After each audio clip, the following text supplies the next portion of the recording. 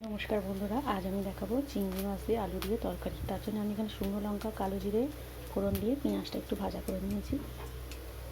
এর মধ্যে টমেটো দিয়ে দিলাম,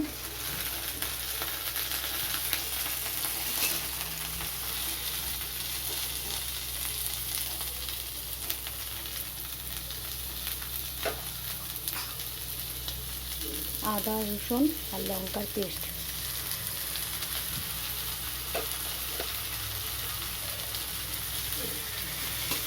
পাকা পাকা লঙ্কা পেস্ট করেছি।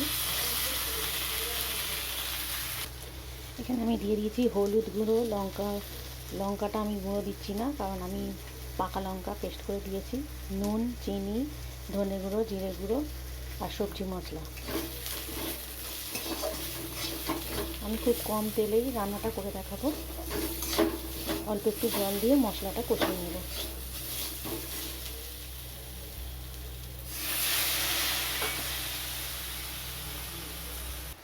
মশলাটা আমার খুব ভালো করে কষানো হয়ে গেছে। এর মধ্যে আমি কসুরি মেথি আর সস দিয়েছি।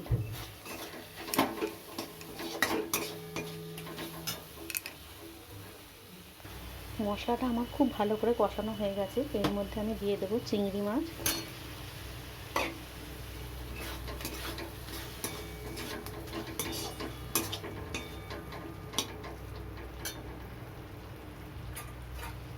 এবার দিয়ে দেবো সিদ্ধ করে রাখা আলু।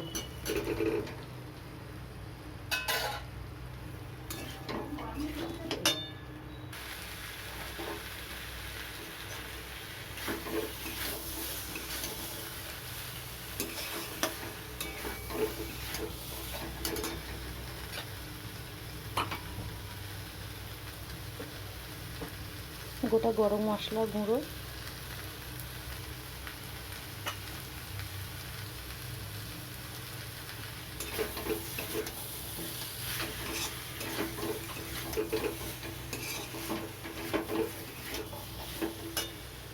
এবার জল দিয়ে দেবো।